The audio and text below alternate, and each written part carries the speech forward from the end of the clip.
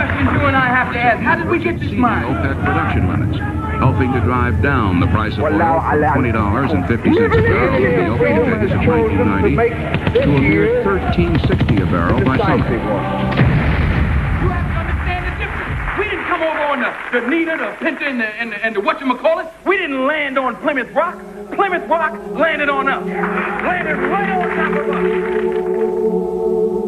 Where's the outcry? Why? You can get all the film and the footage of all the carnage in Los Angeles, but you can show me no footage of any damage in Iraq. And all you show me is some surgical strike. Now, 1 year later, it comes out that these so-called surgical strikes were mixed in. মহাপ্রলয়ের পদধ্বনি শীর্ষক video তথ্যচিত্রের এই পর্বে আমরা কিছু গুরুত্বপূর্ণ তথ্য সকলকে জানানোর প্রয়োজন মনে করছি। মহান আল্লাহর কাছে প্রার্থনা করি এবং আশা করছি ইনশাআল্লাহ আমরা সবাই একটি বিশেষ বিষয়ে সাবধান হতে পারব। এই পর্বে আমরা দাজ্জালের ফিতনা সম্পর্কে আলোচনার সূত্রে দাজ্জালীয় ব্যবস্থার উপর আলোকপাত করতে যাচ্ছি। সময়কাল 2রা আগস্ট 1990 সাল। ইরাকের প্রেসিডেন্ট সাদ্দাম হোসেনের বাহিনী তেল সমৃদ্ধ কুয়েতের রক্ষণব্যূহ ভেঙে ফেলে দেশটিকে দখল করে নেয়। এ সময় সৌদি আরবে ইরাকের আগ্রাসনের আশঙ্কায় যুক্তরাষ্ট্র ও তার মিত্র দেশগুলো আরব ভূমিতে একটি যৌথ বাহিনী গঠন করে। এই বাহিনীর নাম দেয়া হয় অপারেশন ডেজার্ট শিল্ড বা মরুভূমির ঢাল অভিযান। এরপর ধারাবাহিকভাবে কূটনৈতিক আলোচনা, সমঝোতা, পাল্টা সমঝোতা ও দর কষাকষির সাথে সাথে অবস্থার ক্রমাবনতি ঘটতে থাকে এবং একসময় দেয়ালে পিঠ থেকে যাওয়ার অবস্থায় পৌঁছে। অবশেষে 17ই আগস্ট 1991 সাল অপারেশন ডেজার্ট শিল্ড পরিণত হয় অপারেশন ডেজার্ট স্টর্ম বা মরুঝড়ের অভিযান। এই যুদ্ধটি বিবিসি, সিএনএন এর চোখে দিয়ে গোটা বিশ্বের লক্ষ লক্ষ মানুষ দেখেছিল। এখানে দেখানো হয় কিভাবে পর্যায়ক্রমে সাদ্দামের বাহিনীর অপসারণ করা হয় এমন একটি বাহিনীর দ্বারা যারা তাদের চেয়ে কারিগরি, অর্থনৈতিক ও শক্তির বিচারে বহুগুণ উন্নত। যাই হোক, যে বিষয়টি খুবই কম ব্যক্তি জানেন তা হচ্ছে পুরো ঘটনাটি বাইরে থেকে একটি অভিজাত শ্রেণীর দ্বারা পরিকল্পিত ও নিয়ন্ত্রিত হয়েছিল। এই গোষ্ঠীটি এ প্রহসন শুরু করেছিল এক ব্যক্তিকে ক্ষমতায় বসিয়ে, যে কয়েক লক্ষ সদস্য বিশিষ্ট একটি সেনাবাহিনীর প্রধান ও রাতারাতি বিশ্বের 1/5 খনিজ তেলের মালিক বনে গিয়েছিল। বাস্তবে সে অনেকগুলি দাবার গুটির মাঝে সামান্য একটি গুটি ছিল মাত্র, একটি বিরাট নীল নকশায় একটি পুতুল মাত্র। উপসাগরীয় যুদ্ধ ছিল একটি সোপানের একটি ধাপ মাত্র। এই যুদ্ধ পরিকল্পনাকারী ব্যক্তিবর্গ পৃথিবীর প্রধান প্রধান ঘটনা ও অঘটনের নিয়ন্তা হিসেবে নতুন নয়। বস্তুত তারা শতাব্দীর পর শতাব্দী ধরে এরূপ ঘটনা ঘটিয়ে আসছিল। ছায়ার অন্তরালে থেকে এরা প্রতিটি গুরুত্বপূর্ণ যুদ্ধ, বিদ্রোহ ও অভ্যুত্থানের পরিকল্পনা করেছে। আমরা যা পড়ি, শুনি কিংবা দেখি তার প্রতিটি তারা নিয়ন্ত্রণ করে। এভাবে বিশাল জনগোষ্ঠীকে তারা তাদের মতবাদে বিশ্বাসী করে তুলতে সক্ষম হয়েছে। প্রতিটি গুরুত্বপূর্ণ স্থানের গুরুত্বপূর্ণ পদগুলি দখল করে নিয়েছে এবং এই ছায়ার অন্তরালে থেকেই গোটা বিশ্বে একটি নতুন ধারা সৃষ্টি করতে সক্ষম হয়েছে। তাদের চূড়ান্ত লক্ষ্য হচ্ছে গোটা বিশ্বে কর্তৃত্ব স্থাপন এবং কোনো অবস্থাতেই তারা এই লক্ষ্য হতে বিচ্যুত হবে না। এ উদ্দেশ্যটি স্পষ্ট হয় প্রাক্তন মার্কিন প্রেসিডেন্ট সিনিয়র জর্জ বুশের একটি বক্তৃতা থেকে। এটি ছোট একটি রাষ্ট্রের ব্যাপার নয়, বরং তার চেয়ে অনেক বেশি। এটি একটি বিশাল ধারণা এবং তা হচ্ছে একটি নতুন বিশ্ব ব্যবস্থা। এই নতুন বিশ্ব ব্যবস্থার ধারণাটি হোয়াইট হাউসের ঠিক বিপরীতে হঠাৎ করেই তৈরি হয়নি, বরং এর মূলে প্রথিত আছে আরেকটি যুদ্ধ। সে সময়টি হচ্ছে 1095 সাল, স্থান হচ্ছে ফ্রান্সের ক্লেমন্ট। একাদশ শতকের ইউরোপ চার্চ দ্বারা শাসিত হতো। এই ব্যবস্থাটি মানুষের মনে খুব শক্তভাবে স্থান করে নিয়েছিল। এই ক্ষমতা বলে তৎকালীন পোপ মুসলিম খিলাফতের বিরুদ্ধে যুদ্ধ ঘোষণা করল, যা ক্রুসেড বা ক্রুশের যুদ্ধ বলে পরিচিত ছিল। এটি জেরুজালেম পুনর্দখলের জন্য পরিচালিত হয়েছিল। 637 সাল হতেই জেরুজালেম মুসলিম শাসনাধীন ছিল এবং 1099 সালে এ শাসনের একটি রক্তক্ষয়ী পরিসমাপ্তি ঘটে। ক্রুশের যুদ্ধের নাম করে নিরীহ মেয়েদের ধর্ষণ ও হত্যা করা হয়, শিশুদের তরবারির আঘাতে টুকরো টুকরো করা হয়। বলা হয়ে থাকে এ সময় রাস্তায় বয়ে যাওয়া রক্তের স্রোতে ঘোড়ার খুর পর্যন্ত ডুবে যেত। এই সন্ত্রাস ও রক্তপাতের স্থান থেকে একদল লোক তৈরি হলো, যারা যা চায় তা ছিনিয়ে নিত এবং কোনো অবস্থাতেই কোনো মূল্যের বিনিময়ে ক্ষান্ত হতো না।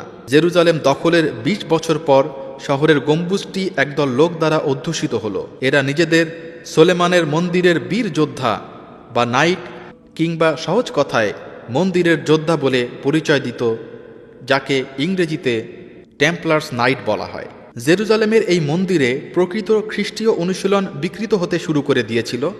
তারা কাব্বালার গুপ্তবিদ্যা চর্চা শুরু করেছিল, যা ছিল ইহুদি জাদুবিদ্যার এক সনাতন প্রথা। পাশাপাশি ইহুদিরা ফেরাউনদের সময়কালীন প্রাচীন মিশরের প্যাগানদের বিদ্যা শিখতে শুরু করেছিল এবং তারা নেবু কানিজারের সমকালীন ব্যাবিলনের অনুরূপ অগ্রগতি লাভ করতে সক্ষম হয়েছিল। ১৩০৭ সালে ফরাসি রাজা ফিলিপ তাদের যীশুখ্রিস্টের অস্বীকৃতি, সমকামিতা, মূর্তি পূজা ও জাদুবিদ্যার অভিযোগে গ্রেফতার করেন। ১৩১৪ সালে পোপ পঞ্চম ক্লেমেন্ট সকল চার্চকে খ্রিস্ট ধর্মের অযোগ্য বলে সকল সম্পত্তি বাজেয়াপ্ত ঘোষণা করেন। এদের নেতা জ্যাক ডি মুলেকে আগুনে পুড়িয়ে হত্যা করা হয়। এ সময় টেম্পলারগণ একঘরে হয়ে গেল এবং মনে হচ্ছিল তারা চিরকালের মতো শেষ হয়ে গেছে। ঠিক এমন সময়ে তারা নতুন আশার আলো দেখতে পেল। তারা তাদের জন্য একটি স্বর্গতুল্য নতুন মিত্র খুঁজে পেল। অবশ্য এটি ফ্রান্সের অন্তর্গত কোনো স্থান ছিল না, বরং এটি ছিল এর বাইরে ইংরেজদের বিরুদ্ধে স্বাধীনতা যুদ্ধে মরিয়া হয়ে লড়াইরত একটি দেশ। এই দেশটি ছিল স্কটল্যান্ড। অনেকের মতে উইলিয়াম ওয়ালেসের মৃত্যুর সাথে সাথে স্কটল্যান্ডের স্বাধীনতার আশা শেষ হয়ে যায়। কিন্তু স্কটল্যান্ডের রাজা রবার্ট দ্য ব্রুসের কাছে এই টেম্পলারদের আগমন একটি নতুন গোপন অস্ত্রের সন্ধান দিল। দীর্ঘ ২০০ বছর যাবৎ শক্তিশালী ইসলামী বাহিনীর সাথে যুদ্ধের অভিজ্ঞতা তাদের যুদ্ধ ও রণকৌশলে পারদর্শী করে তুলেছিল। এ সময় কোনো সেনাবাহিনী তাদের সমকক্ষ ছিল না। ১৩১৪ সালে টেম্পলাররা রবার্ট ব্রুসের সাথে মিত্রতা স্থাপন করে এবং ব্যানক্রনের যুদ্ধে ইংরেজদের সাথে বহুল প্রতীক্ষিত যুদ্ধে অবতীর্ণ হয়। রবার্ট ব্রুসের দূরদর্শিতার সুফল মিলল যখন ২৫,০০০ সৈন্য বিশিষ্ট বিশাল ইংরেজ বাহিনী মাত্র ৬,৫০০ জন লোকের হাতে অপমানজনকভাবে পরাজিত হলো। অবশেষে স্বাধীন স্কটল্যান্ডের স্বপ্ন বাস্তবায়িত হলো। এভাবেই টেম্পলাররা নিজেদের ধ্বংস হয়ে যাওয়ার হাত থেকে রক্ষা করল এবং এ অবস্থার পুনরাবৃত্তি রোধে সতর্ক হলো। এবার তারা দেশটির নিয়ন্ত্রণ ক্ষমতা নিজেদের হাতেই রাখার সিদ্ধান্ত নিল দেশের রাজাকে নিয়ন্ত্রণের মাধ্যমে। তাদের গোপন সংগঠনটি রক্ষা করার জন্য তাদের নিজেদের নামটি মুছে ফেলতে হলো। যে সমস্ত টেম্পলাররা ইউরোপে টিকেছিল স্কটল্যান্ডের রোজলিন চ্যাপেলে স্থান নিল, যা আজও তাদের উপস্থিতির সাক্ষ্য বহন করে চলেছে। তাদেরই বংশধররা আজ স্কটল্যান্ডের প্রকৃত ক্ষমতার অধিকারী। ১৬০৩ সালে রানী প্রথম এলিজাবেথের মৃত্যুর পর ইংল্যান্ডের সিংহাসন উত্তরাধিকার শূন্য হয়ে পড়ল। এ সময় উত্তরাধিকারী সূত্রে স্কটল্যান্ডের পঞ্চম জেমস ইংল্যান্ডের রাজা হলেন। এভাবে স্কটল্যান্ড ও ইংল্যান্ড যুক্ত হয়ে একটি নতুন সাম্রাজ্য গঠন করল। স্কটল্যান্ডে থাকা টেম্পলারদের ক্ষমতার বিস্তার স্কটল্যান্ড ছাড়িয়ে গোটা গ্রেট ব্রিটেনে শক্তভাবে বিস্তৃত হলো। প্রায় ১০০ বছর ধরে টেম্পলাররা ও তাদের কার্যকলাপ লোকচক্ষুর আড়ালে চলে গিয়েছিল। খুব কম সংখ্যক লোকই তাদের সম্পর্কে জানত, কিন্তু তা সত্ত্বেও তারা ব্রিটেনের ক্ষমতা শক্তভাবে আঁকড়ে ছিল। এ অবস্থায় প্রতিটি সময় তারা নিজেদের পুনর্গঠনের পরিকল্পনা করছিল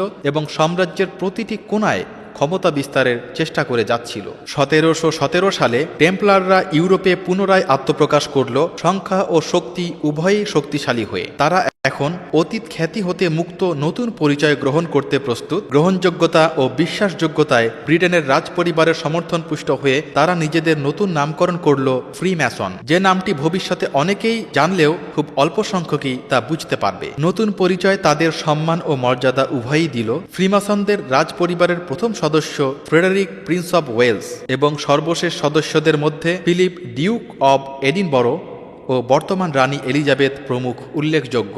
এখানে উল্লেখ্য যে বন্ধ দরজার পেছনে ফ্রিম্যাসনরা স্বাধীনভাবে তাদের পূর্বপুরুষদের দেয়া গুপ্তবিদ্যা ও ধর্মচর্চা করত। এটি ছিল তাদের সদস্যপদের মূল ভিত্তি, যাকে তারা ডিগ্রি বলে থাকে। ফ্রিম্যাসনরা শুধুমাত্র ব্রিটেনের ক্ষমতা দখল করেই সন্তুষ্ট হল না, তাদের লক্ষ্য আরও বড় ও সুদূরপ্রসারী। অনাগত বছরগুলোতে বিশ্ববাসী দেখবে কিভাবে ইউরোপ ও আমেরিকা যৌথভাবে একের পর এক মারাত্মক যুদ্ধের সূচনা করবে। এগুলো নির্যাতিত মানুষের স্বতঃস্ফূর্ত প্রতিক্রিয়ার ফসল নয়, বরং চরম ক্ষমতালিপ্সু গুটি কয়েক ব্যক্তির পরিকল্পিত নকশা অনুযায়ী সংগঠিত হবে। এ সবেরই শুরু হবে সেই দেশ থেকে যেখান থেকে শতবর্ষ পূর্বে তারা পালাতে বাধ্য হয়েছিল। পরবর্তীতে এটাই তাদের বিশ্বে কর্তৃত্ব স্থাপনের ঘাঁটিতে পরিণত হবে। 1800 শতকে ফ্রান্সের বেশিরভাগ জনগোষ্ঠী দরিদ্র ছিল। সে সময় অভিজাত শ্রেণী বিলাসবহুল বলগাহীন জীবনযাপনে অভ্যস্ত হয়ে পড়েছিল, ফলে উভয় শ্রেণীর মধ্যে বিশাল ব্যবধান বিরাজ করছিল। ফ্রি ম্যাসনরা এই দুর্বলতাকে কাজে লাগিয়ে শতাব্দীর সবচেয়ে বড় আন্দোলনের মাধ্যমে ক্ষমতা দখলের সুযোগ তৈরি করল। ফ্রি ম্যাসনরা জনগণের ক্রমবর্ধমান ক্রোধের সুযোগ নিয়ে পরিকল্পিত উপায়ে সৃষ্ট প্রোপাগান্ডা যুদ্ধের মাধ্যমে তাদের লক্ষ্য অর্জন করল। শুরুতেই তারা সংবাদ মাধ্যমের নিয়ন্ত্রণ গ্রহণ করেছিল এবং সুকৌশলে জনমত সৃষ্টি করল। সংবাদপত্রগুলি রাজতন্ত্রের পরিসমাপ্তি ঘটিয়ে এমন এক সমাজ গঠনের কথা বলছিল যার ভিত্তি হবে স্বাধীনতা, সাম্য ও ভ্রাতৃত্ব। ফ্রান্সের রাজনৈতিক দৃশ্যপট পরিবর্তন করতে ফ্রি ম্যাসনদের প্রচুর অর্থ ব্যয় করতে হয়েছিল। তাদের প্রদত্ত অর্থে রাজনীতিবিদরা ম্যাসনীয় মতবাদ সানন্দে গ্রহণ করল। তাদের জন্য ম্যাসনদের গোপন কক্ষগুলির দ্বার উন্মুক্ত হল। ফ্রান্সের সেনা সদস্য, উচ্চপদস্থ জেনারেল ও কর্মকর্তাবৃন্দ ফ্রি ম্যাসনদের মতবাদ গ্রহণ করল ও তাদের চিন্তা চেতনায় উদ্বুদ্ধ হল। অবশেষে ফ্রান্সের জনগণ, সেনাবাহিনী ও রাজনীতিবিদদের নিজেদের নিয়ন্ত্রণে এনে ম্যাসনরা চূড়ান্ত আঘাত আনতে সক্ষম হল। 1779 সালের 14 জুলাই একদল লোক প্যারিসের বাস্তিল কারাগার আক্রমণ করে। ফরাসি শাসক গোষ্ঠীর বিরুদ্ধে এই প্রতিরোধ গোটা ফ্রান্স জুড়ে গণ অভ্যুত্থানের সূত্রপাত করে। শহর ও গ্রামের জনগণ তৎকালীন ফরাসি শাসক নিয়ন্ত্রিত গোটা ব্যবস্থার বিরুদ্ধে তাদের অসন্তোষ প্রকাশ করে। 1793 সালের আগ পর্যন্ত এ গণ অসন্তোষ আর ঠান্ডা হয়নি। ফরাসি রাজতন্ত্রের উচ্ছেদের নামে জনসম্মুখে ওই বছর রাজা ষোড়শ লুইয়ের শিরোচ্ছেদ করা হয়। এভাবে ম্যাসনরা ইউরোপে আরেকটি ম্যাসনিক রাষ্ট্র প্রতিষ্ঠার পথ সুগম করে। রাজতন্ত্র বিলোপের পর মনে হলো ফ্রান্সের পরিপূর্ণ ক্ষমতা ও ম্যাসনদের মাঝে আর কোনো ব্যবধান নেই, কিন্তু বাস্তবে যা ঘটেছিল তা ম্যাসনদেরকে ভীষণ বিপাকে ফেলে দিয়েছিল। পরবর্তী ঘটনাগুলি ঠিক ম্যাসনদের পূর্ব পরিকল্পনা অনুযায়ী হয়নি। এ সময় নেপোলিয়ন বোনাপার্ট নামে এক তরুণ সৈনিক ফ্রান্সকে ইউরোপের বিরুদ্ধে এক রক্তক্ষয়ী যুদ্ধে নেতৃত্ব দিতে এগিয়ে এসেছিল। ম্যাসনদের সাথে তাল না মিলিয়ে সে বরং নিজেকে ফ্রান্সের সম্রাট বলে ঘোষণা করল। 1814 সালে নেপোলিয়নকে সিংহাসনচ্যুত করা হয় এবং কার্সিকা দ্বীপে নির্বাসন দেয়া হয়। কিন্তু 1815 সালে নেপোলিয়ন পুনরায় প্যারিসে ফিরে আসে এবং ইউরোপের বিরুদ্ধে যুদ্ধে নেতৃত্ব দিতে বিশাল এক সেনাবাহিনীকে সংগঠিত করে। এমতাবস্থায় ম্যাসনদের বেশ বড় আকারের সমস্যা সৃষ্টি হয়। ব্রিটেন ও তার মিত্ররা ফ্রান্সের সাথে দীর্ঘমেয়াদী যুদ্ধের ঝুঁকি নিতে পারছিল না। ঠিক এমনি সময় অপ্রত্যাশিত উৎস হতে সাহায্যের প্রস্তাব এলো। নাথান রথস চার্লস একটি প্রসিদ্ধ ব্যাংক পরিবারের সদস্য ছিল, কিন্তু ইহুদি হবার কারণে তাকে ছায়ার অন্তরালে থেকে কাজ করতে হচ্ছিল।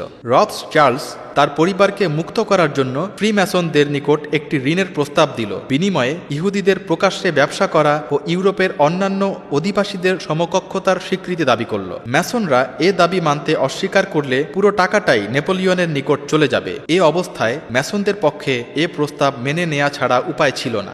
1815 সালে ব্রিটিশ, ডাচ ও পার্সিয়ান সৈন্যরা বেলজিয়ামের ওয়াটারলুতে একত্রিত হল। এই যুদ্ধে নেপোলিয়ন পরাজিত হলে তাকে বন্দী করা হয় এবং তাকে আর কখনো ফ্রান্সে ফিরতে দেয়া হয়নি। যেহেতু ঐতিহাসিকগণ এই অভ্যুত্থানে ম্যাসনদের সংযুক্তির কথা সামান্যই উল্লেখ করে থাকেন, কাজেই তাদের নিজেদেরই এক ঐতিহাসিক মুহূর্তে এই ছায়া আন্দোলনের কথা প্রকাশ করতে হলো। 1904 সালে মার্ক ওয়ে রসেম্বো নামক এক ফ্রি ম্যাসন জনাকীর্ণ সমাবেশে ঘোষণা করল, ফ্রি ম্যাসনরা গোপনে অথচ নিয়মিত পদ্ধতিতে এই বিপ্লব সংগঠিত করেছে। আমরা এ বিষয়ে সম্পূর্ণ একমত যে ফ্রি ম্যাসন গোষ্ঠী ফরাসি বিপ্লবের একমাত্র রূপকার, এবং আমি এখন যে করতালি পাচ্ছি, যদিও আমি এতে খুব একটা অভ্যস্ত নই, তা থেকে প্রমাণিত হয় যে আপনারাও আমার সাথে স্বীকার করছেন যে ফ্রি ম্যাসনরাই এই ফরাসি বিপ্লব সংগঠিত করেছে।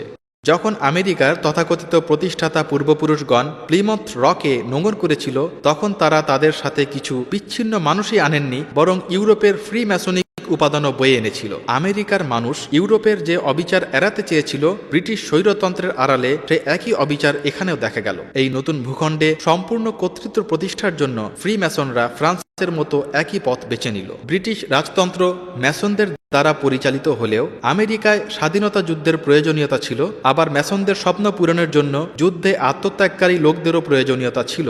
এই লক্ষ্যে মানুষের আবেগগুলিকে ক্রোধে পরিণত করা হলো এবং তা থেকে যুদ্ধে, ঠিক যেমনটি ফ্রান্সে করা হয়েছিল। এবার পূর্বের ভুলগুলির পুনরাবৃত্তি হল না। ইউরোপে নেপোলিয়নের নিকট ম্যাসনদের পরাজয় তাদের একটা শিক্ষা দিয়েছিল। তারা সিদ্ধান্ত নিল যে কোনো নেতার আবির্ভাব হতে হলে তাকে অবশ্যই ম্যাসনিক এজেন্ডার অনুসারী হতে হবে। এটা বাস্তবায়নের সবচেয়ে ভালো উপায় হচ্ছে নেতাকে স্বয়ং একজন ম্যাসন হতে হবে। যে ম্যাসনিক নেতার নেতৃত্বে আমেরিকানরা ব্রিটিশদের সাথে যুদ্ধে বিজয়ী হয়েছিল তা আর কেউ নয়, জর্জ ওয়াশিংটন। 1776 সালের 4 জুলাই আমেরিকার স্বাধীনতার ঘোষণা দেয়া হয়। 1781 সালের 17 অক্টোবর ব্রিটিশরা সম্পূর্ণরূপে পরাভূত হয় এবং আমেরিকানদের কাছে তাদের উপনিবেশ ক্ষমতার হস্তান্তর করে। এভাবে বিশ্বে প্রথম একটি সম্পূর্ণ ম্যাসনিক রাজ্য প্রতিষ্ঠিত হয়। এটি এমন একটি জাতি যা সব ক্ষেত্রে ফ্রি ম্যাসনদেরকে এবং ম্যাসনীয় মতবাদ উপস্থাপন করবে। মার্কিন যুক্তরাষ্ট্রে ম্যাসনিক উপস্থিতির চিহ্ন স্পষ্ট লক্ষ্য করা যায় ডলার বিলে। এতে জর্জ ওয়াশিংটনের ছবি মুদ্রিত আছে, যে বিশ্বের সর্বপ্রথম ম্যাসনিক প্রেসিডেন্ট। স্পষ্টতই ডলারে মুদ্রিত ফ্রি ম্যাসনিক চিহ্ন হচ্ছে তাদের এক চোখ বিশিষ্ট প্রতীক। ঐতিহাসিকভাবে রাজনৈতিক মতবাদ নিয়ন্ত্রণ ও প্রভাবান্বিত করাই হচ্ছে ফ্রি ম্যাসনদের ক্ষমতা দখলের অন্যতম হাতিয়ার। কোনো দেশের শাসক ও রাজনৈতিক নেতাদের উপর নিয়ন্ত্রণ প্রতিষ্ঠা হয়ে গেলে তাদের এজেন্ডা অনুযায়ী রাজনৈতিক আইন তৈরি করা সম্ভব হয়, কিন্তু শরীরকে বন্দী করা গেলেও সবসময় মনকে বন্দী করা যায় না। কাজেই ফ্রি ম্যাসনরা উপলব্ধি করল গোটা বিশ্বে তাদের মতবাদ প্রতিষ্ঠার মূল চালিকা শক্তি হচ্ছে জনগণ। সুতরাং জনগণের চিন্তা ধারণাকে সম্পূর্ণভাবে আচ্ছন্ন করে ফেলতে হবে, আর এই কাজটি করতে হলে তাদের বিরোধীদের সম্পূর্ণরূপে অপসারণ করা প্রয়োজন। তাদের পরিকল্পনায় সবচেয়ে বড় হুমকি হচ্ছে মুক্ত চিন্তাশীল মন। এই হুমকি দূর করতে এবং লক্ষ্য অর্জনের জন্য তাদের সুনির্দিষ্ট পরিকল্পনা রয়েছে। এটি হচ্ছে মানুষের জীবনের সকল দিক ও চাহিদাকে নিয়ন্ত্রণের ব্যবস্থা। আমাদের জীবন নিয়ন্ত্রণের জন্য তারা যে অস্ত্র ব্যবহার করছে তা আমার আপনার বাড়িতেই আছে এবং আমাদের ও আমাদের সন্তানদের বিনোদন দিয়ে যাচ্ছে। ক্রমশই তারা আমাদেরকে তাদের সেই মতবাদে দীক্ষিত করে ফেলছে। বর্তমান সময়ে মানুষ সবচেয়ে বেশি সময় ব্যয় করে আধুনিক মিডিয়ার পিছনে। Television, cinema, computer, games, internet, গল্প, উপন্যাস, সঙ্গীত, এগুলো জীবনের অবিচ্ছেদ্য অংশ। এগুলো সবকটি ব্যাপক তথ্যের ভাণ্ডার যা আপনি সচেতন বা অবচেতনভাবে আপনার মস্তিষ্কে গ্রহণ করছেন প্রতিদিন। এর মাধ্যমে সমাজের তথ্যচিত্র, আদর্শগত কিংবা নীতিগত, ভালো মন্দের পার্থক্য, সামাজিক বা অর্থনৈতিক কাঠামো কিরূপ হওয়া উচিত ইত্যাদি নানা মত আমাদের সামনে উপস্থাপিত হচ্ছে প্রতিনিয়ত। এই মিডিয়া একজনের ব্যক্তিগত চিন্তা ও দৃষ্টিভঙ্গির উপর গুরুত্বপূর্ণ প্রভাব বিস্তার করে। যে কোনো গোষ্ঠী যারা এই মিডিয়াকে নিয়ন্ত্রণ করে তারা বিশাল এক জনগোষ্ঠীকে সম্পূর্ণভাবে তাদের চিন্তাধারা ও মতবাদে বিশ্বাসী করে তুলতে পারে, এবং এই সত্যটাকেই ফ্রি ম্যাসনরা কাজে লাগাচ্ছে। ফ্রি ম্যাসনরা বিনোদন শিল্পকে নিয়ন্ত্রণ করছে যেন মানুষকে প্রত্যক্ষ বা পরোক্ষভাবে তাদের চিন্তা ও মতবাদে বিশ্বাসী করে তোলা যায়। তাদের আদর্শ, চিন্তা চেতনা এমনভাবে আমাদের মাঝে ঢুকিয়ে দেয়া হয় যেন আমরা মনে করি এটা আমার নিজস্ব মত বা চিন্তাধারা। জনপ্রিয় বিনোদনগুলিতে প্রায়শই তাদের উপস্থিতির চিহ্ন পাওয়া যায়। এই শিল্পে তাদের উপস্থিতি নতুন কোনো ঘটনা নয়। যে কোনো বিখ্যাত সুরকারের কথাই ধরা যাক, ওলফগাং অ্যামাডিউস মোজার্ট, যে নিজেই একজন ফ্রি ম্যাসন, একটি সিম্ফনি রচনা করেন যাতে ফ্রি ম্যাসনের স্পষ্ট উপস্থিতি রয়েছে। সিম্ফনিটি প্রাচীন মিশরীয় উপকথার উপর ভিত্তি করে রচিত। প্রাচীন মিশরে প্যাগান উপাসনার প্রচলন হয় কাব্বালার মাধ্যমে, যা ফ্রি ম্যাসনদের মূল বিষয়গুলির একটি। প্রাচীন মিশরের উপকথার একই উৎস হতে একচোখ বিশিষ্ট প্রতীকটির উদ্ভব হয়েছে। গোটা বিনোদন শিল্পই ফ্রি ম্যাসনদের উপস্থিতির চিহ্ন বহন করে চলেছে। তাদের আদর্শ, চিন্তা, চেতনা প্রত্যক্ষ বা পরোক্ষভাবে প্রচার করা হয় বড় বাজেটের হলিউডের মুভি থেকে শুরু করে ছোট ছোট কার্টুন পর্যন্ত সর্বত্র। তাদের এক বৈশ্বিক শাসন ব্যবস্থার বার্তা পৌঁছানোর জন্য তারা কোনো স্থানই বাকি রাখেনি। ম্যাট গ্রাউনিং, জনপ্রিয় কার্টুন সিম্পসনের একজন নির্মাতা যে আত্মস্বীকৃত নৈরাজ্যবাদী, সে প্রকাশ্যে ঘোষণা দিয়েছে যে তার নির্মাণের মাধ্যমে সে তার নিজস্ব রাজনৈতিক মতাদর্শ ও ধ্যান ধারণার প্রচার করতে চায়, কিন্তু এটি এমনভাবে করতে চায় যেন মানুষ তার আদর্শকে সহজভাবে গ্রহণ করতে পারে। এক্ষেত্রে যে উপায়টি সে বেছে নিয়েছে তা হচ্ছে একটি কার্টুন মুভি। তো দেখা যাক সিম্পসন আসলে আমাদের ও আমাদের শিশুদের কি শিক্ষা দিচ্ছে। এখানে অনেক শিক্ষা আমাদের মধ্যে প্রোগ্রাম করে দেয়া হয়। এখানে শেখানো হয় কর্তৃপক্ষকে অগ্রাহ্য করতে, তা সে অভিভাবকই হোক বা সরকারি হোক না কেন। অভদ্রতা ও অবাধ্যতা সমাজে স্থান তৈরির উপায়। অজ্ঞতা একটি চমৎকার গুণ, কিন্তু জ্ঞান হচ্ছে ফ্যাশন বহির্ভূত বিষয় ইত্যাদি। তবে এখানে বিশেষভাবে উল্লেখ্য একটি বিশেষ পর্বের অন্তর্নিহিত ম্যাসনিক বক্তব্য। এই পর্বটিতে পরিবারে পিতার চরিত্রটি একটি গোষ্ঠীর সাথে জড়িয়ে পড়ে যারা নিজেদের স্টোন কাটার বলে, নাকি এদের ফ্রি ম্যাসন বলা যায়।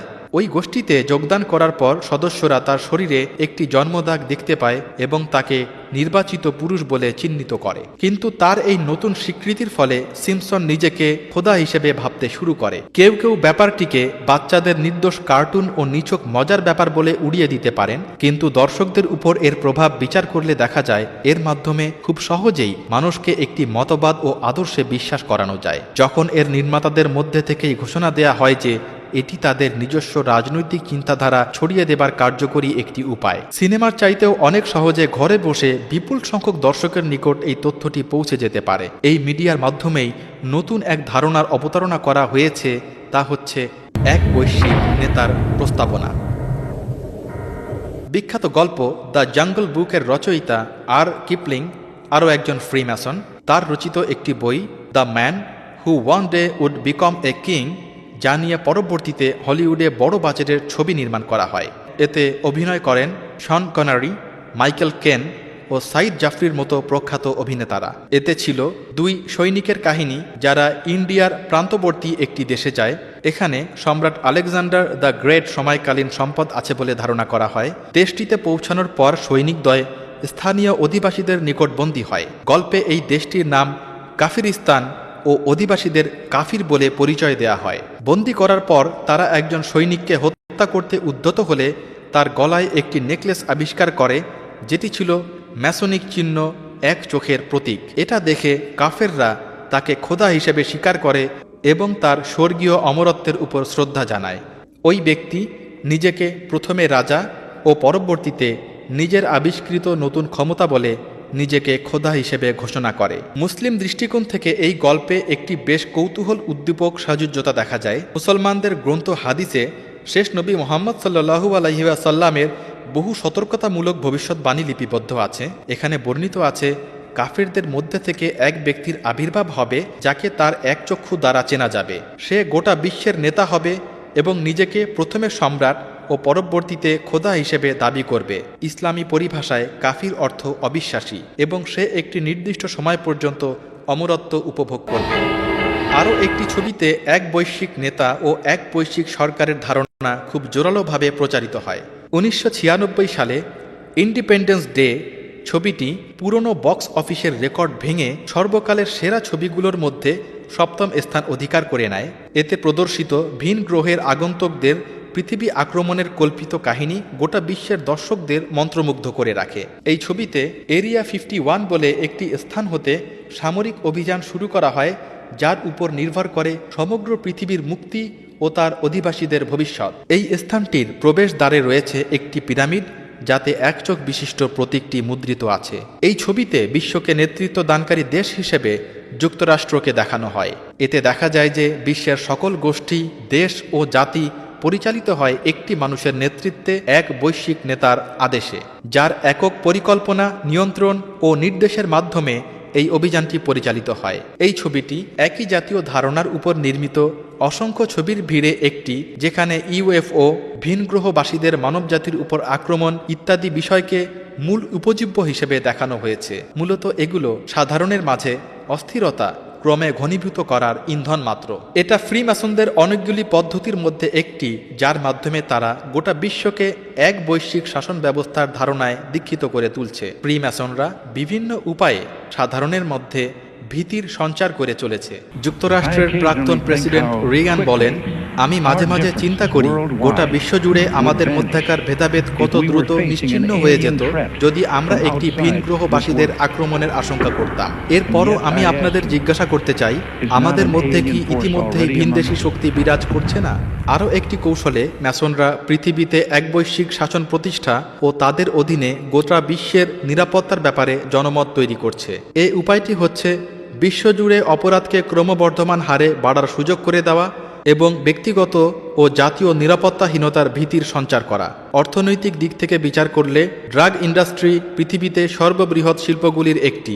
বিভিন্ন দেশ বর্তমানে জাতীয় ও আন্তর্জাতিকভাবে এই সমস্যাটি সমাধানের চেষ্টা করে যাচ্ছে। উদাহরণস্বরূপ যুক্তরাষ্ট্রের জন্য এটি একটি বিশাল ও ক্রমবর্ধমান সমস্যা, যা থেকে অন্যান্য অপরাধ সৃষ্টি হচ্ছে।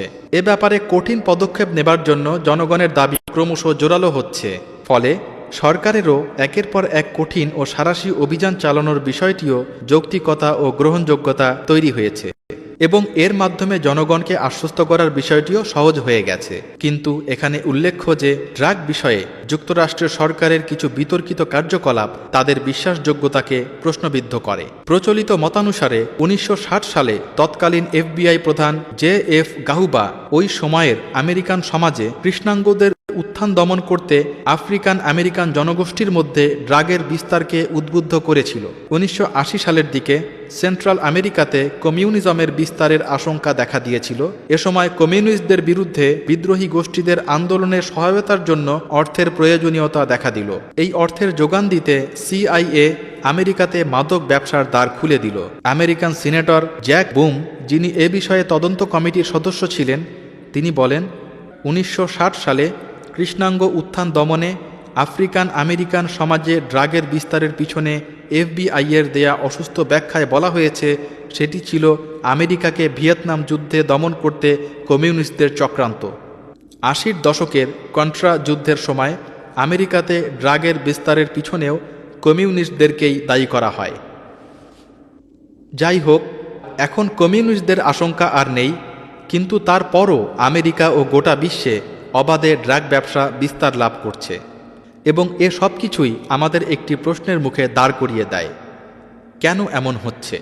কন্ট্রা যুদ্ধের সময় আমেরিকার একটি নীতি ছিল, তা হচ্ছে মাদক আইন প্রয়োগ স্থগিত করা। অন্য দিক থেকে বলতে গেলে আমরা এমন এক পরিস্থিতির সৃষ্টি করতাম যাতে অবাধে মাদক পাচারকারীরা প্রবেশ করতে পারে, মাদক ব্যবসা ও মাদকের বিস্তার করতে পারে। এসব কিছুই করা হতো কন্ট্রা আন্দোলনকে জোরদার করার জন্য ও যুদ্ধকে সমর্থন করার জন্য। ঐতিহাসিকভাবে ফ্রি ম্যাসনরা সমাজের ভিতরেই সমস্যা তৈরি করে, ঘটনাগুলিকে তাদের এজেন্ডা অনুযায়ী প্রভাবিত করে এবং নিজেদের সুবিধা অনুযায়ী কাজে লাগায়। যুক্তরাষ্ট্রের ভেতরে ক্রমান্বয়ে ড্রাগ সমস্যার বৃদ্ধি কর্তৃপক্ষকে আরও ব্যাপক, কঠিন ও জোরালো পদক্ষেপ নেবার সকল যৌক্তিক অধিকার দিল। ইতিমধ্যে মাদক বিরোধী যুদ্ধের নামে ট্রান্স আটলান্টিক ও আমেরিকান ল্যাটিন আমেরিকান অপারেশনগুলোর মতো নির্মম কার্যক্রম সম্পন্ন হয়েছে। সেদিন খুব বেশি দূরে নয় যখন গোটা বিশ্বে একই ধরনের আক্রমণাত্মক কার্যক্রম বাস্তবায়নের দাবি জোরালো হয়ে উঠবে। তথ্যের বিকৃতি এবং মিথ্যা পক্ষপাতমূলক পরিসংখ্যান ফ্রিমাসনদের আরেকটি হাতিয়ার, যার মাধ্যমে তারা মানুষের চিন্তাধারাকে প্রভাবিত করে থাকে। এর সাথে সাথে ক্রমবর্ধমান অপরাধ, ড্রাগ সমস্যা, সন্ত্রাসবাদ ইত্যাদি সমস্যা জাতীয় ও আন্তর্জাতিক ক্ষেত্রে সম্মিলিত নিরাপত্তার ও গণনিয়ন্ত্রণের দাবিটি জোরালো করে তুলেছে। গণনিয়ন্ত্রণ মানে হচ্ছে মানব জীবনের প্রতিটি দিকের উপর নিয়ন্ত্রণ প্রতিষ্ঠা। এক কথায় আমাদের জীবনের প্রতিটি ক্ষেত্রে পরিপূর্ণ নিয়ন্ত্রণ প্রতিষ্ঠা। আবারও জনমতকে ম্যাসনদের চাহিদা অনুযায়ী প্রভাবিত করা সম্ভব হলো এবং তাদের লক্ষ্য অর্জন সহজতর হয়ে গেল। প্রতিটি মানুষকে পর্যবেক্ষণ ও নিয়ন্ত্রণের জন্য প্রয়োজন বিশ্বব্যাপী প্রতিটি নাগরিকের তথ্য বৃত্তান্ত। এ ধরনের ডাটাবেস তৈরির কাজটি ইতিমধ্যেই শুরু হয়ে গেছে। বিশ্বব্যাপী প্রতিটি মানুষকে কিছু তথ্যের মাধ্যমে একটি মাত্র তথ্যকোষে নিয়ে আসা হচ্ছে, যেমন প্রত্যেকের ব্যাংক অ্যাকাউন্ট, ড্রাইভিং লাইসেন্স, বীমা ইত্যাদির সূক্ষ্ম তথ্যসমূহকে একত্রিত করা হচ্ছে। ইতিমধ্যেই পরিকল্পনা করা হয়েছে এই সমস্ত তথ্য একটি মাত্র কার্ডের মধ্যে নিয়ে আসা হবে। এর ফলাফলস্বরূপ প্রতিটি স্বতন্ত্র ব্যক্তির প্রতিটি লেনদেন এবং আদান প্রদান থেকে শুরু করে সব কার্যকলাপকে পর্যবেক্ষণের আওতায় নিয়ে আসা সম্ভব হবে। 1992 সালে ব্রিটিশ সুপ্রিম কোর্টের ভাইস চ্যান্সেলর নিকোলাস ব্রাউন রকিনসন হাইকোর্টে বললেন, যদি একটি ব্যক্তির সকল তথ্য যেমন আয় ব্যয় সংক্রান্ত তথ্য, সোশ্যাল সার্ভিস ও হেলথ সার্ভিস ইত্যাদি যদি পুলিশ একটি মাত্র ফাইলে লিপিবদ্ধ করে, তবে মানুষের ব্যক্তি স্বাধীনতা মারাত্মকভাবে খর্ব হবে। ফ্রি ম্যাসনরা ইতিমধ্যে সরকারের সহায়তায় আপনার আমার সম্পর্কে বিশদ তথ্য সংগ্রহ করে ফেলেছে। তারা এখন জানে আমরা কার সাথে ফোনে কথা বলি, আমরা কোথায় কাজ করি, আমরা কোথায় বাজার করি, আমরা কি খাই বা কি পড়ি, আমরা কত আয় করি ইত্যাদি। এবং এই তালিকা ক্রমাগত বাড়তেই থাকবে। একটি মাত্র পরিচয়পত্র আরও ঘনিষ্ঠভাবে পর্যবেক্ষণের সুযোগ করে দেবে। সমাজের প্রতিটি মানুষের মনস্তাত্ত্বিক তথ্য ভাণ্ডারও সংরক্ষিত থাকবে প্রধান ডাটাবেজে। ফলে পূর্বেই তার কার্যকলাপ থেকে একজন সম্পর্কে ভবিষ্যৎবাণী করা সম্ভব হবে। তবে এ পুরো ব্যাপারটিতে একটি ফাঁক থেকে যাচ্ছে। নগদ টাকার মাধ্যমে একজন ব্যক্তি ধরাছোঁয়ার বাইরে চলে যেতে পারে। নগদ টাকার লেনদেন কিংবা কেনাবেচাকে তৎক্ষণাৎ পর্যবেক্ষণ করা কিংবা অনুসন্ধান করা সম্ভব নাও হতে পারে। এই সমস্যা সমাধানে লেনদেনের ব্যাপারে কিছু আইন কানুন তৈরি করা হয়েছে। এতে নগদ টাকার পরিবর্তে সম্পূর্ণ ইলেকট্রনিক সিস্টেমের মাধ্যমে লেনদেন করা হবে। এক কথায় পুরো ব্যবস্থাটাই গড়ে উঠেছে ইলেকট্রনিক কার্ডের ব্যবহারের উপর ভিত্তি করে। ব্রিটেনে সর্বপ্রথম স্মার্ট কার্ড ও ইলেকট্রনিক টাকার ধারণাটা শুরু হয় মন্ডেক্সের স্কিমের মাধ্যমে। স্মার্ট কার্ডে রয়েছে এমন একটি মাইক্রোচিপ যা প্রতিটি লেনদেনের হিসাব রাখে। এটি শুধুমাত্র অর্থের আদান প্রদানের জন্যই নয়, বরং প্রতিটি কাজ যার জন্য এটি ব্যবহৃত হয় তার সবই সংরক্ষণ করে। এটি credit card, passport, library card, travel card, phone card, এমনকি একটি আইডেন্টিটি কার্ড হিসেবে ব্যবহৃত হতে পারে। যদিও এ ধরনের কার্ড কোনো ব্যক্তির এ জাতীয় সকল তথ্য লিপিবদ্ধ ও পর্যবেক্ষণ করতে পারে, তবু নির্ভুলভাবে তার তাৎক্ষণিক অবস্থান নির্ণয়ের ক্ষেত্রে একটা অসম্পূর্ণতা রয়ে যায়। এজন্য প্রয়োজন কোনো ধরনের ট্র্যাকিং ডিভাইস বা অনুসরণযোগ্য যন্ত্রাংশ।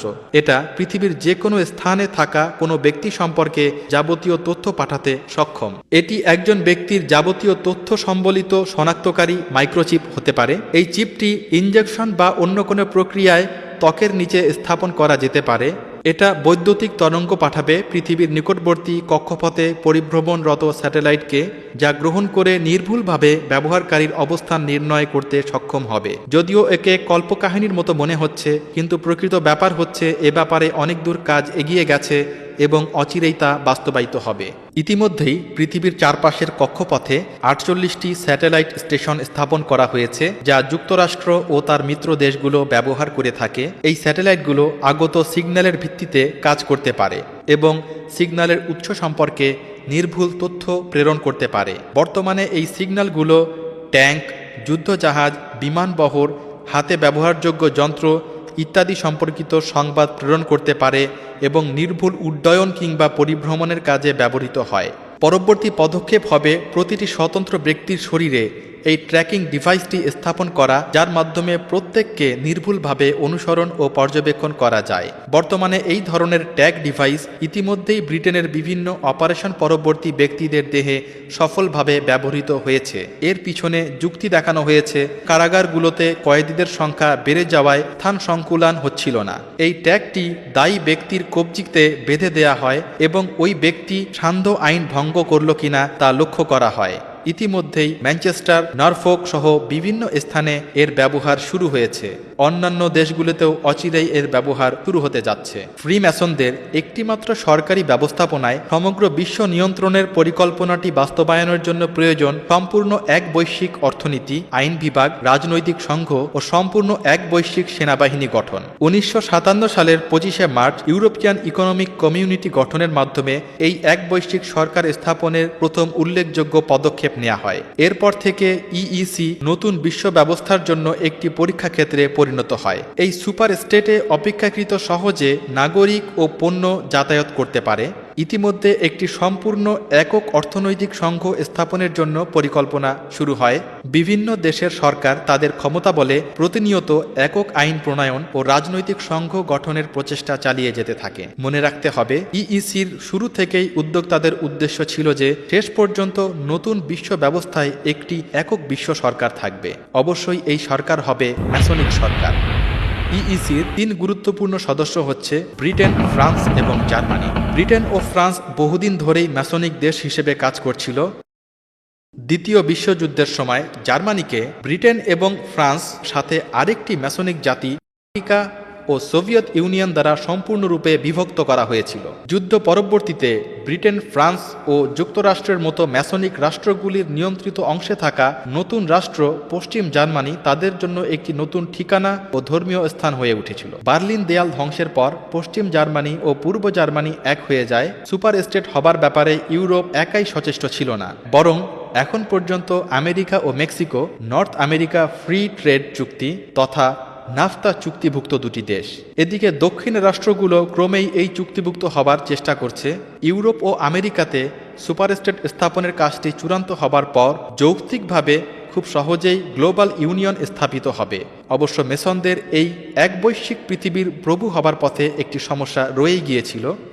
1970 সালের দিকে এটা স্পষ্ট হয়ে গিয়েছিল যে ইউরোপ ও আমেরিকায় ক্রমেই শ্বেতাঙ্গদের সংখ্যা কমে যাচ্ছিল। খুব দ্রুত কোনো ব্যবস্থা না নিলে তৃতীয় বিশ্বের জনসংখ্যার বৃদ্ধি এই ম্যাসনিক দেশগুলির নিরাপত্তার জন্য মারাত্মক হুমকি হিসেবে দেখা দিবে। এদিকে পশ্চিমা উৎপাদন ও ভোক্তা গোষ্ঠীর সংখ্যা কমে যাচ্ছিল, ফলে ভবিষ্যতে তাদের সম্পূর্ণভাবে তৃতীয় বিশ্বের জনগণের উপর নির্ভরশীল হয়ে পড়ার সম্ভাবনা তৈরি হতে থাকে। ফলে পশ্চিমা আধিপত্য অর্থাৎ ম্যাসনিক আধিপত্য বজায় রাখতে পশ্চিমা ও তৃতীয় বিশ্বের জনসংখ্যার মাঝে কোনোভাবে একটা ভারসাম্য তৈরি করার প্রয়োজন দেখা দিল। 1970 সালে president Jimmy Carter global 2000 report প্রকাশ করেন।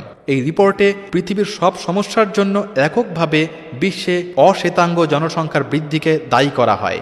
ওই রিপোর্টের সমাধান হিসেবে 2000 সাল নাগাদ তৃতীয় বিশ্বের 200 কোটি মানুষকে পৃথিবীর বুক হতে অপসারণের কথা বলা হয় এবং বলা হয় এর মাধ্যমে পশ্চিমাদের আধিপত্য বজায় থাকবে। এখানে একটা ব্যাপার বেশ কৌতূহল উদ্দীপক যে ঠিক ওই সময়ই তৃতীয় বিশ্বে এইডস মহামারী আকারে ছড়িয়ে পড়ল এবং প্রচুর প্রাণহানি ঘটতে থাকলো। একই সাথে যুক্তরাষ্ট্রেও স্প্যানিশ ও কৃষ্ণাঙ্গদের মাঝে এইডসের প্রকোপ বৃদ্ধি পেল। বলা হতে লাগলো এই ভাইরাসটি এসেছে আফ্রিকার এক ধরনের সবুজ বানর প্রজাতি থেকে এবং মানুষের মাঝে এটি ছড়িয়ে পড়েছে পাশবিকতা কিংবা খাদ্যের মাধ্যমে। এরপর আফ্রিকা মহাদেশে এইডস দাবানলের মতো ছড়িয়ে পড়ল। পরবর্তীতে তা গোটা বিশ্বে ছড়িয়ে পড়ে। ফলশ্রুতিতে লক্ষ লক্ষ লোকের প্রাণহানি হতে থাকলো। যা হোক, এ পর্যন্ত বিষয়টি বেশ রহস্যাবৃত হয়েছিল, কিন্তু 1988 সালের 2রা জুন লস অ্যাঞ্জেলস টাইমস এই মতবাদ ভ্রান্ত প্রমাণ করে একটি আর্টিকেল ছাপায়। এতে বলা হয় এইডস ভাইরাসটি সবুজ বানরদের থেকে আসেনি, কারণ এর ডিএনএর গঠন কোনো মতেই সবুজ বানরের শরীরে টিকে থাকার উপযোগী নয় এবং প্রকৃতির কোথাও এইডস ভাইরাস টিকে থাকার মতো অনুকূল পরিবেশ নেই। এটি শুধু এবং কেবলমাত্র মানুষের দেহ ব্যবস্থাতেই টিকে থাকতে পারে এবং টিকে থাকে। যদি প্রকৃতিতে এই ভাইরাসটি নাই টিকে থাকতে পারে, তবে হঠাৎ করেই এটি কোথা হতে উৎপন্ন হলো। 1984 সালের 4 জুলাই ভারতের নয়াদিল্লিতে পেট্রিয়ট নামের একটি পত্রিকায় বিশদভাবে এইডস ভাইরাস সম্পর্কে অভিযোগ করে বলা হয় এটি একটি জীবাণু যুদ্ধের ফসল। তারা যুক্তরাষ্ট্রের অ্যানথ্রোপোলজিস্টদের উদ্ধৃতি দিয়ে দাবি করে এইডস ভাইরাসটি জেনেটিক্যালি তৈরি করা হয়েছে আমেরিকার সেনাবাহিনীর জীবাণু যুদ্ধ সংক্রান্ত পরীক্ষাগারে। ভারতীয় পত্রিকায় এই অভিযোগ একটি আন্তর্জাতিক বিতর্কের সূচনা করে। পশ্চিমা ম্যাসনিক বাহিনী এর সবকিছুকেই কমিউনিস্টদের চক্রান্ত বলে উড়িয়ে দিয়েছিল। 1986 সালের 26শে অক্টোবর সানডে এক্সপ্রেস প্রথম পশ্চিমা পত্রিকা হিসেবে প্রথম পাতায় একটি সংবাদ ছাপায় যা ভারতীয় ও সোভিয়েত পত্রিকার সংবাদের সত্যতার সমর্থন করে। শিরোনামটি ছিল এইডস পরীক্ষাগারে তৈরি হয়েছে। এইডসের ছড়িয়ে পড়ার সাথে বিশ্ব প্রতিষেধক কর্মসূচির যোগসূত্রিতা খুঁজে পাওয়া যায়। 11 মে 1987 সালে আন্তর্জাতিকভাবে শ্রদ্ধাভাজন লন্ডন টাইমস পত্রিকার প্রথম পাতায় একটি আর্টিকেল ছাপে যার শিরোনাম ছিল গুটি বসন্তের টিকা এইডসের সূচনা করেছে।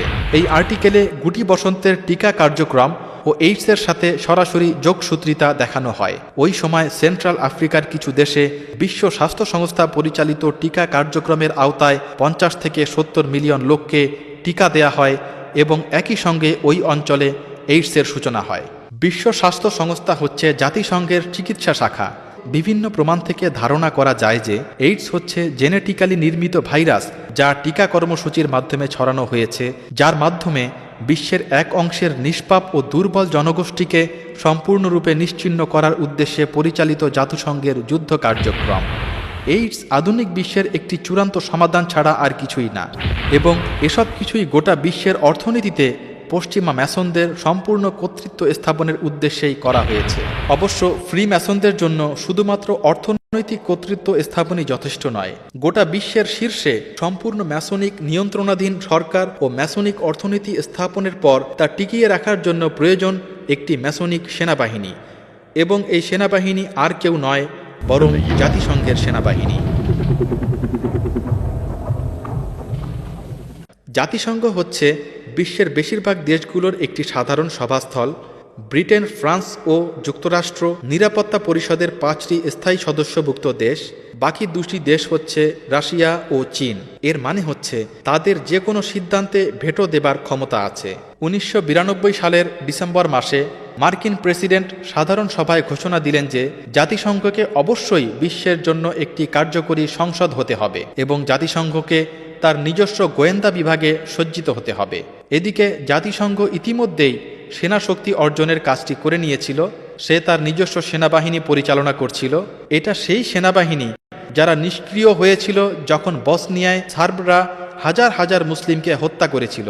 পক্ষান্তরে তারা অবরোধ স্থাপন করেছিল এমন একটি দেশের দুর্বল মুসলিমদের বিরুদ্ধে যাদের কোনরূপ আত্মরক্ষার উপায় ছিল না। 1993 সালের জুন হতে অক্টোবর পর্যন্ত জাতিসংঘের সেনাবাহিনী যখন জেনারেল ফারাহ আইদিদকে উৎখাত করতে অভিযান চালায়, তখন মার্কিন সৈন্যরা হেলিকপ্টার থেকে নির্বিচারে হাসপাতাল, সাধারণ লোক, নিরীহ নিরস্ত্র জনবসতির উপরে বোমা হামলা চালিয়ে শত শত মানুষকে হত্যা করেছিল। এক আক্রমণে 71 জন বেসামরিক লোক নিহত হওয়ার পর জাতিসংঘ মিশনের অ্যাডমিরাল জোনাথন হাউল বললেন, আমরা জানতাম আমরা কোথায় হামলা করছি এবং এটি ছিল একটি সুপরিকল্পিত অভিযান। এটি ছিল জেনেভা কনভেনশনের সুস্পষ্ট লঙ্ঘন। কিন্তু যখন মার্কিন অ্যাটর্নি জেনারেল এ ব্যাপারে বক্তব্য দেন, তখন তিনি বলেন জাতিসংঘের সেনাবাহিনীর জন্য জেনেভা কনভেনশন প্রযোজ্য নয়, কারণ জাতিসংঘ এই কনভেনশনে স্বাক্ষর করেনি। এর অর্থ হচ্ছে জাতিসংঘের সৈন্যরা যুদ্ধে যা ইচ্ছা তাই করার অধিকার রাখে, তারা সব ধরনের আইনের ঊর্ধ্বে। প্রকৃতপক্ষে তারা যেখানেই গেছে সেখানে শান্তি স্থাপন করার পরিবর্তে হত্যা, দুর্নীতি ও ধ্বংসযজ্ঞের রাজত্ব কায়েম করেছে। যখন শীতল যুদ্ধ চলছিল তখন সোভিয়েত ইউনিয়নের উপস্থিতির কারণে ফ্রিম্যাসনরা চিন্তা করত বিশ্বে কর্তৃত্ব স্থাপন করতে সময় লাগবে। এখন কমিউনিজম ধ্বংস হয়ে যাবার পর ফ্রিম্যাসনরা অবশেষে তাদের উদ্দেশ্য সাধনে জাতিসংঘকে সরাসরি কাজে লাগাতে শুরু করেছে। গোটা বিশ্বে তাদের শক্ত নিয়ন্ত্রণ স্থাপন হচ্ছে এবং তাদের বিরুদ্ধে দাঁড়াবার মতো কেউ নেই। শত শত বছর ধরে তাদের দুর্নীতি ও অনাচারে পৃথিবী যখন কাঁপছে, তখন পৃথিবী অপেক্ষা করছে এক পুরনো যোদ্ধার জেগে ওঠার ও ঘুরে দাঁড়াবার। এখন ফ্রিম্যাসনদের প্রস্তুতি এক নতুন শত্রুর মোকাবিলায়, এমন এক শত্রু যাকে তারা মনে করেছিল অনেক আগেই ধ্বংস করে দিয়েছে, এমন এক শত্রু যারা কখনো শয়তান ও ম্যাসনদের শয়তানি পরিকল্পনার সামনে মাথা নত করবে না। তাদের সেই শত্রুর নাম হলো ইসলাম এবং এর বিরুদ্ধেই তারা যুদ্ধ ঘোষণা করেছে। কিন্তু মুসলমানদেরকে পূর্বেই এমন শত্রুর সম্পর্কে সচেতন করে দেয়া হয়েছে যাকে তারা মোকাবেলা করবে। আল্লাহর রাসূল সাল্লাল্লাহু আলাইহি ওয়াসাল্লাম বলেছিলেন, মুসলমানরা রোমের কনস্ট্যান্টিনোপল বিজয়ের পর এক অত্যাচারী রাজার আবির্ভাব হবে যে নিজেকে প্রথমে নবী ও পরে খোদা হিসেবে দাবি করবে। ইতিমধ্যেই ভবিষ্যৎবাণীর প্রথম অংশ সত্যি হয়েছে। কনস্ট্যান্টিনোপল বিজয় হয়েছে এবং এর নামকরণ করা হয়েছে ইস্তাম্বুল। রাসূল সাল্লাল্লাহু আলাইহি ওয়াসাল্লাম আরো বলেছেন, এই মিথ্যাবাদী বিশ্ব জয় করতে শুরু করবে। দেশের পর দেশ, দুর্গের পর দুর্গ, এলাকার পর এলাকা, শহরের পর শহর এবং শুধুমাত্র পবিত্র নগরী মক্কা ও মদিনা ছাড়া কোনো স্থানই মুক্ত থাকবে না। তার হাতে এমন ক্ষমতা থাকবে যার দ্বারা সে আকাশকে আদেশ দিতে পারবে এবং মাটিতে বৃষ্টি নিয়ে আসতে পারবে এবং শস্য উৎপাদন করতে পারবে। সে একটা মিথ্যা ধর্ম প্রচার করবে এবং তার সাথে এমন কিছু থাকবে যা জান্নাত ও জাহান্নামের প্রতিনিধিত্ব করবে। কিন্তু প্রকৃতপক্ষে তার হাতের জান্নাত হবে জাহান্নাম এবং জাহান্নাম হবে জান্নাত। সে হচ্ছে দাজ্জাল অর্থাৎ প্রবঞ্চক এবং সে এক চোখ নিয়ে জন্মগ্রহণ করবে এবং অবশ্যই আমাদের রব এক চোখ বিশিষ্ট নন। আরও বলা হয়েছে যে দাজ্জালের আবির্ভাবের পূর্বে একদল লোক আসবে যারা তার আসার উপযোগী একটা ব্যবস্থা তৈরি করে যাবে। অন্য কথায় এরা এমন এক ব্যবস্থা তৈরি করবে যা দাজ্জালের অনুরূপ সকল চরিত্রই বহন করবে এবং ব্যক্তি দাজ্জাল হবে মানব শরীরের আড়ালে এ ব্যবস্থার সর্বশেষ প্রস্তরখণ্ড। ব্যক্তি দাজ্জাল আগমনের ক্ষেত্র প্রস্তুতকারী এই পূর্বপুরুষরা আর কেউ নয়, এরাই ফ্রিম্যাসন। দাজ্জালকে চেনার একটি উপায় হবে তার এক চোখ বিশিষ্টতা। ফ্রিম্যাসনদের প্রতীকও হচ্ছে এক চোখ। এটা তাদের বিশ্বাস যা নেওয়া হয়েছে প্রাচীন মিশরীয় উপকথা থেকে। তাদের চিন্তা ধারণা অনুযায়ী তারা উন্নত প্রজাতি এবং এই বিশ্ব জগতের স্থপতি। ইসলামের মনীষীরা বলেন দাজ্জালের ক্ষমতা হবে মুসা আলাইহিস সালামের সময়কালীন মিশরীয় ফেরাউনের অনুরূপ। ফেরাউন ছিল এক অত্যাচারী রাজা যে সমাজে নিজের অবস্থানকে উঁচু করেছিল এবং নিজেকে খোদা হিসেবে দাবি করত। সে জাদুকরদের দ্বারা মায়াজাল তৈরি করত এবং মানুষকে ধোঁকা দিত এবং যে তার ধর্ম মানত না তাকে অত্যাচার করত। এখনকার ফ্রিম্যাসনরা একটু ভিন্ন ধরনের জাদুবিদ্যার আশ্রয় নিয়ে থাকে। তারা মায়াজাল তৈরি করে সিনেমা, নাটক, কার্টুন সঙ্গীত ইত্যাদি অন্তর্নিহিত প্রত্যক্ষ বা পরোক্ষ প্রচারণার মাধ্যমে। তারা এ কাজগুলো করে তাদের সযত্নে তৈরিকৃত মিডিয়া যন্ত্রের মাধ্যমে। এই মিডিয়া যন্ত্র যা অবিরাম ইসলামের চরিত্র ধ্বংস করতে কাজ করে যাচ্ছে, যা দাজ্জালের আরেকটি চরিত্রও বটে। দাজ্জাল তাদের প্রতি অত্যাচারী হবে যারা তাকে অনুসরণ করবে না। তার এমন ক্ষমতা থাকবে যার মাধ্যমে সে জমিকে শস্য উৎপাদন কিংবা অনুৎপাদন উপযোগী করে তুলতে পারবে। এটা নির্ভর করবে কারা তাকে অনুসরণ করবে কি করবে না তার উপর। ঠিক একইভাবে ফ্রিম্যাসনরা বিশ্ব ব্যাংকের মাধ্যমে তৃতীয় বিশ্বের দেশগুলিকে জিম্মি করে বাধ্য করে তাদের খেয়াল খুশি মতো চলতে। আন্তর্জাতিক মুদ্রা তহবিল বা IMF এর উন্নয়ন ঋণ সাধারণত এই সকল দেশের প্রতি দেয়া হয় তাদেরকে ফাঁদে ফেলার জন্য। অস্বাভাবিক সুদের কারণে এরা তাদের এই ফাঁদে আটকা পড়ে থাকে। তাদের বাধ্য করা হয় অর্থনৈতিক ধ্বংসের দিকে যেতে এবং তারা প্রায়ই দারিদ্রতার নিষ্পেষণে মারা পড়ে। দাজ্জালের আরেকটি অস্ত্র থাকবে যার মাধ্যমে সে মানুষকে তার অনুগত হতে বাধ্য করবে। এটি হচ্ছে রোগ ছড়ানো ও তার প্রতিকার করা। আর এই ক্ষমতার মাধ্যমে সে অনেককেই তার মিথ্যা ধর্মের প্রতি বিভ্রান্ত হতে বাধ্য করবে। ফ্রিম্যাসনরা ঠিক একই উপায়ে মানুষের জীবন নিয়ে খেলা করে। প্রমাণ পাওয়া যায় যে অনেক ভাইরাসই তৈরি কিংবা পরিবর্তিত করা হয়েছে সেনা পরীক্ষাগারে। পরবর্তীতে এটি মানুষের দেহে পরীক্ষা নিরীক্ষা করা হয়েছে। আর একথা প্রতিষ্ঠিত যে এইডস মানুষেরই তৈরি এক ধরনের অসুখ, যা পশ্চিমা ম্যাসনদের উদ্দেশ্য অর্জনে ব্যবহৃত হয়েছে। দাজ্জালের চরিত্রের আরেকটি দিক হবে সে সৃষ্টিকর্তার সকল স্বর্গীয় গুণাবলীকে মিথ্যা প্রতিপন্ন করে তা নিজের মতো করে খেলতে চেষ্টা করবে। এই ধরনের ঔদ্ধত্য সকল ফ্রিম্যাসনদের মধ্যে বিদ্যমান। তারা আল্লাহর দেয়া বিধি বিধানগুলির পরিবর্তন করে মানুষের তৈরি বিধান প্রচলনের চেষ্টা করে এবং পৃথিবীতে ন্যায় বিচারের দাবি করে। জেনেটিক্স ব্যবহার করে সৃষ্টিতে পরিবর্তন ও পরিবর্ধনের মাধ্যমে তাদের মিথ্যা আদর্শ স্থাপন করেছে। এই ঔদ্ধত্যের সীমা নেই। তারা কোনো আইন মানে না, শুধুমাত্র তারা যা তৈরি করে তা ছাড়া। এরাই দাজ্জালের পূর্বপুরুষ, এরাই ফ্রিম্যাসন। মহানবী মুহাম্মদ সাল্লাল্লাহু আলাইহি ওয়াসাল্লাম বলেছিলেন, এমন এক সময় আসবে যখন বিশ্ববাসী মুসলমানদের ধ্বংসের পরিকল্পনা করতে একত্রিত হবে যেন তারা একটি টেবিলের চারপাশে কোনো ভোজ সভায় একত্রিত হয়েছে। আজ বিশ্বের বিভিন্ন জাতি সেই কাজটাই করছে। তারা জাতিসংঘের সাধারণ অধিবেশনে একটি গোল টেবিলের চারপাশে একত্রিত হয়। তিনি আরও বলেছেন, দাজ্জালের সময় হবে দ্বিধাগ্রস্ততার সময়, যখন মানুষ বিশ্বাসীদেরকে মিথ্যুক বলবে এবং মিথ্যাবাদীকে বিশ্বস্ত বলবে, এবং যারা আল্লাহর বিরোধিতা করবে তারাই সভা সমক্ষে কথা বলার অধিকার পাবে। বর্তমানে যতই দাজ্জালের সময় নিকটবর্তী হচ্ছে ততই দ্বিধাদ্বন্দ্ব বাড়ছে। দাজ্জালের পূর্বপুরুষরা যে ব্যবস্থা তৈরি করছে তা বহু মুসলিমকে ফাঁদে ফেলে দিয়েছে এবং তারা সত্য হতে অনেক দূরে চলে গেছে। তারা এ কাজটি করেছে মানুষের লোভ লালসাকে পুঁজি করে অর্থ, বস্তুবাদিতা, জাগতিক কামনা বাসনার তৃপ্তি ইত্যাদির মাধ্যমে। এমন কঠিন সময়ে অবিশ্বাসী ও ভণ্ডদের থেকে সত্য বিশ্বাসীদের আলাদা করে বেছে নিতে হবে। অনেকেই দাজ্জালের আদর্শ ও জীবন ব্যবস্থাতে অভ্যস্ত হয়ে গেছে। হয়তো শুধুমাত্র তাদের মুসলিম নাম ও পোশাকটি রয়ে গেছে, যেন তাদের পরিচয়ে এটি ব্যাজের মতো পরিধান করে আছে। অন্যথায় সর্বান্তকরণে এমন জীবন ব্যবস্থাকে আলিঙ্গন করেছে যা তৈরি করা হয়েছে ইসলামকে মুছে ফেলার জন্য। তারা এই ব্যবস্থাকে আঁকড়ে ধরে থেকেছে তখন যখন সার্বিয়ানরা মুসলিম নারীদের গর্ভ চিরে শিশুদের হত্যা করেছিল, এবং তখন কাশ্মীরে মুসলিম কিশোরী ও নারীদের নির্বিচারে ধর্ষণ করা হয়।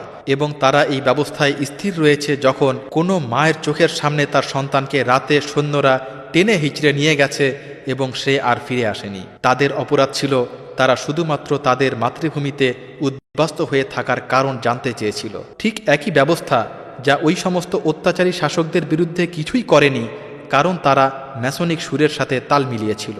যারা এই ব্যবস্থাকে বেছে নিয়েছে তারা মুখে আল্লাহকে ও তার রাসূলকে ভালোবাসার কথা বলে, কিন্তু তিনি যা অবতীর্ণ করেছেন তা ঘৃণা করে। তারা ইসলামের হেদায়েতকে ছেড়ে দাজ্জালের শয়তানি ব্যবস্থাকে বেছে নিয়ে পার্থিব বিনিময়ের আশা করে এবং আল্লাহর দেয়া বিধিবিধানকে অস্বীকার করে চলেছে। এরাই তারা যারা নিজেদেরকে আল্লাহর ক্রোধের উপযুক্ত করে তুলেছে। দাজ্জালের পূর্ববর্তীরা এমন এক ব্যবস্থা তৈরি করেছে যার উদ্দেশ্য হচ্ছে ইসলামকে ধ্বংস করা, তা রাজনৈতিক কিংবা আদর্শগত যুদ্ধের মাধ্যমে কিংবা প্রত্যক্ষ বা পরোক্ষ যেভাবেই হোক না কেন। তারা ক্ষুদ্র জাতীয়তাবাদ ও দ্বিধাদ্বন্দ্ব তৈরি করে উম্মাহকে খণ্ড খণ্ড করে তাদের মনে অসুস্থতার বীজ বপন করেছে। তাদের সবচেয়ে বড় ভয়ের বিষয় হচ্ছে মুসলিমদের ঐক্য এবং শেষ নবী মুহাম্মদ সাল্লাল্লাহু ওয়াসাল্লামের নিয়ে আসা সত্যের পুনর্জাগরণ। তারা এটি প্রতিহত করার জন্য সর্বশক্তি নিয়োগ করেছে। তারা মুসলিমদের দ্বিধাবিভক্ত করে রেখেছে এবং একটি সাধারণ সভার অধীনে নিয়ে এসেছে, যেখানে আরবি খুব অবহেলিত দ্বিতীয় সারির একটি ভাষায় পরিণত হয়েছে। এভাবে সমস্ত শিক্ষা ও জ্ঞানের পথ রুদ্ধ করে দিয়েছে। এক্ষেত্রে তাদের আরেকটি মূল অস্ত্র ব্যবহৃত হয়, আর তা হচ্ছে তেল। প্রথম বিশ্বযুদ্ধের পর ফ্রিম্যাসনরা ইসলামী খেলাফত ধ্বংস করে দেয় এবং ইসলামী সাম্রাজ্যকে ক্ষুদ্র ক্ষুদ্র ভাগে বিভক্ত করে ফেলে। এখানে যে দেশটি ইরাক নামে পরিচিত তা ব্রিটিশদের ভাগে পড়ে। ইরান ইরাক যুদ্ধের মাধ্যমে বর্তমান সীমারেখা তারাই নির্ধারণ করে দিয়েছে। এর স্বাধীনতার পর যুক্তরাষ্ট্র ইরাকের ব্যাপারে আগ্রহী হয়।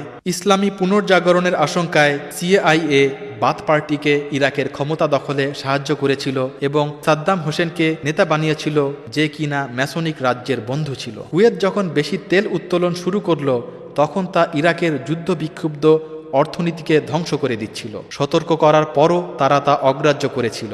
অবস্থা ক্রমেই খারাপ হচ্ছিল এবং অবশেষে ইরাকি সৈন্যদেরকে কুয়েত বর্ডারে সন্নিবেশিত করা হলো। ফ্রি ম্যাসনিক মিডিয়া, স্পষ্টভাবে বলতে গেলে আমেরিকান মিডিয়া, এই ঘটনাকে ক্ষোভ ও হতাশার বহিঃপ্রকাশ বলে আখ্যা দিল। অবশ্য একথা সর্বজন বিদিত যে ইরাকে আমেরিকার রাষ্ট্রদূত এই সম্পর্কে বিস্তারিত জানতেন, এমনকি কুয়েত আক্রমণের ঘটনাটিও।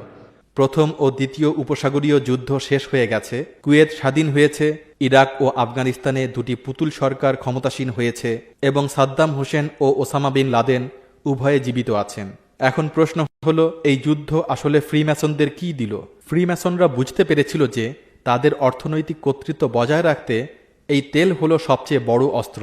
এর প্রধান কারণ আধুনিক বিশ্বে মানুষের মোটরযান নির্ভরশীলতা। যদিও বিদ্যুৎ চালিত গাড়ি নির্মাণ ও তার প্রযুক্তিগত উৎকর্ষতা সাধনে প্রচেষ্টা চলছিল, কিন্তু ভেটো প্রয়োগ করে এ ধরনের সকল কার্যক্রম বাতিল করে দেয়া হয়। কারণ তারা বুঝতে পেরেছিল তাদের সৃষ্ট নতুন বিশ্বধারা রক্ষায় তেল খুবই গুরুত্বপূর্ণ। তেল বিক্রির অর্থ না থাকলে মুসলিম অধ্যুষিত দেশগুলোতে সরকারের পতন হবে।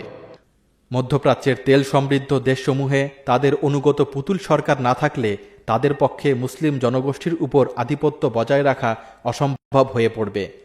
উপসাগরীয় অঞ্চলের যুদ্ধগুলোর মাধ্যমে অনেক উদ্দেশ্য সফল হয়েছে। সমগ্র সেনাবাহিনী এবং বিভিন্ন মারণাস্ত্রের সফল পরীক্ষা সম্ভব হয়েছে। সর্বোপরি এটা মধ্যপ্রাচ্যের শক্তিশালী সেনা উপস্থিতি নিশ্চিত করেছে। জাতিগত বিভেদ, সম্পদের অসম বন্টন ও জনবিচ্ছিন্ন মিথ্যাবাদী সরকার ক্ষমতায় না থাকলে কোনোভাবেই প্রকৃত ইসলামের ক্ষমতায় ফিরে আসাকে প্রতিহত করা যাবে না। আর এজন্যই ফ্রিম্যাসন প্রভাবিত পশ্চিমা বিশ্ব ক্রমাগত এ অঞ্চলে অস্থিতিশীল পরিবেশ সৃষ্টিতে তৎপর। লেবাননে সংঘটিত সাম্প্রতিক ইসরায়েলি বেপরোয়া হামলা তারই ইঙ্গিত বহন করে। সম্ভবত এরই ধারাবাহিকতায় ইরান ও সিরিয়াতেও অনুরূপ পরিস্থিতি সৃষ্টির পায়তারা চলছে। দাজ্জাল ইসলামের বুকে শক্ত থাবা বসিয়ে দিয়েছে এবং মুসলিম পবিত্র নগরীতে বজ্রমুষ্টি স্থাপন করেছে। কিন্তু তারা যতই পরিকল্পনা করুক না কেন, আল্লাহ তাআলাও পরিকল্পনা করেন। আল্লাহই সর্বশ্রেষ্ঠ পরিকল্পনাকারী। চূড়ান্ত বিজয় অবশ্যই মুসলমানদের হবে।